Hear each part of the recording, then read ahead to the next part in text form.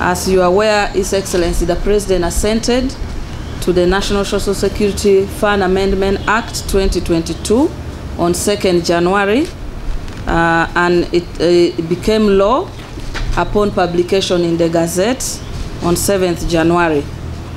Section 20A of the Act provides for midterm access, and it stipulates that a member who is 45 years of age and above who has made contribution to the fund for at least 10 years will be eligible to midterm access to his or her benefits of a sum not exceeding 20% of their accrued benefits.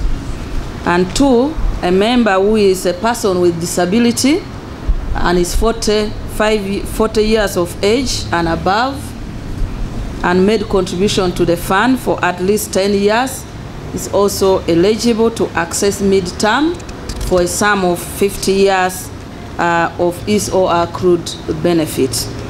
Since passing of the Act, there has been a little bit a lack of clarity about one key issues in respect to contribution to the fund for at least 10 years. People have been asking us, does it mean even if I did not save continuously, or I have saved for 2 years, then in the middle there is a gap and I save again, what is it of the 10 years? Is it 10 years continuous or 10 years even if it has maybe you have not saved for those? So we want to clarify that given that a year has 12 months, each financial year, each year there are 12 months. So the meaning of the phrase contribution for at least 10 years will mean that a member should have made at least a saving for 120 monthly contribution to the fund. So we are not going to say maybe in the middle of the fund, if maybe you didn't remit, you must be a continuous contributor. No, we will just calculate 120 monthly contribution. So that one should now not worry people. So in order for a member also to be eligible for the 20% of his or her accrued benefits, I've already articulated that a member should be 45 years of age and therefore would have saved a total of 120 monthly contribution to the fund. So that one now clarifies for all the people out there. The members also have been asking, when are we going to start getting the money? I think that is what is very making people very anxious.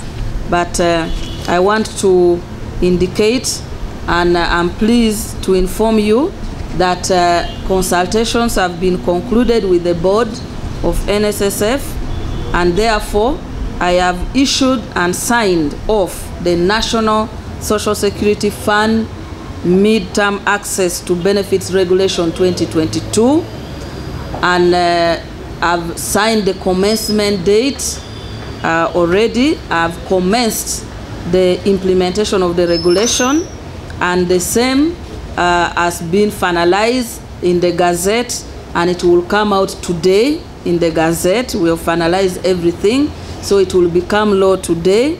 And therefore, with effect from Monday, 7th March 2022, eligible members, as described in the regulation and articulated in my statement, will now be free to apply for midterm access.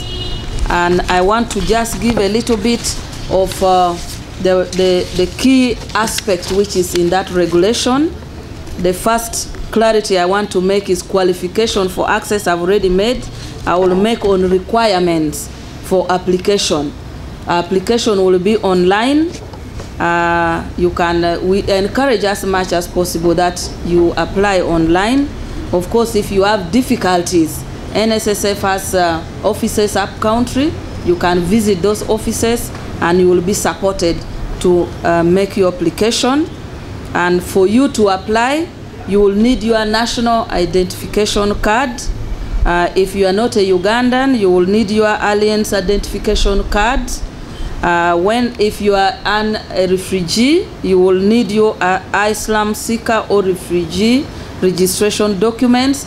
This is always issued by Office of the Prime Minister, and you will need your national social security number.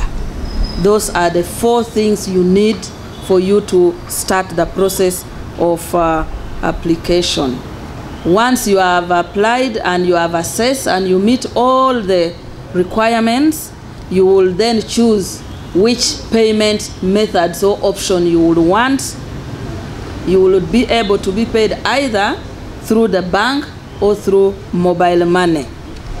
So those are the 2 modes of payment that will be available for you to opt for.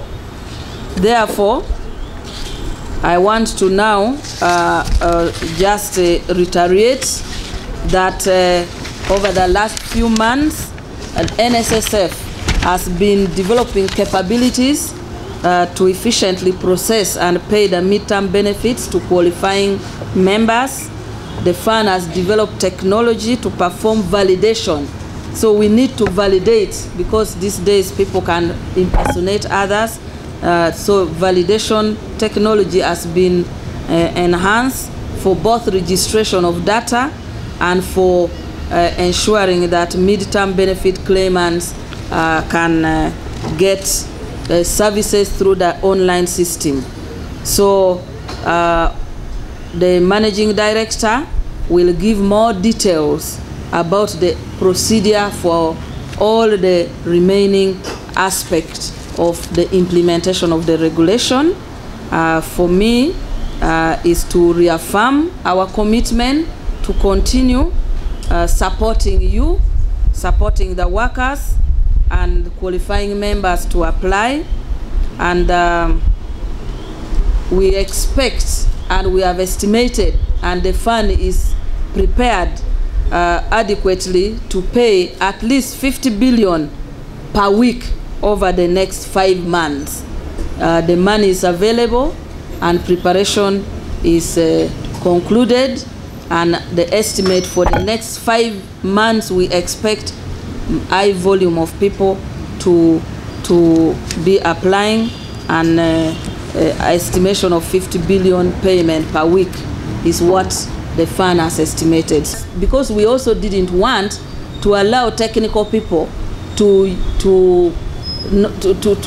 be inefficient. So we said, okay, for purpose of ensuring we cap a timeline, we are going to put 45 days within which your payment must have been concluded. But the assurance from the technical team is that for them at NSSF, the system they have put in place will be efficient to pay people. In between your years of between 45 years to 55 years, it is up to you. You have a guarantee of 20% for midterm access before you clock 55 years. How you apply, how you utilize it, how you determine frequency, it will be up to you and your needs. So it's not compulsory that you apply at a go. On persons with disability, we only indicated what is in the Act. To qualify, you must be 40 years, must have served for the period stipulated in the regulations and the Act. But the other option which we have given persons with disability is that you must get a medical report.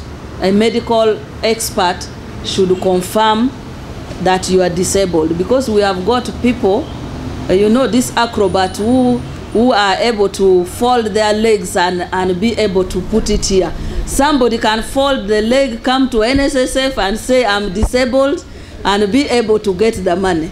So we have said you must come with a medical expert report confirming the type of disability you are presenting.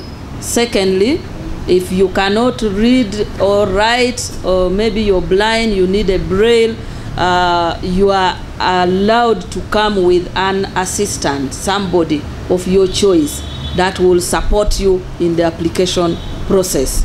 So those are the key additional issues related to persons with disability.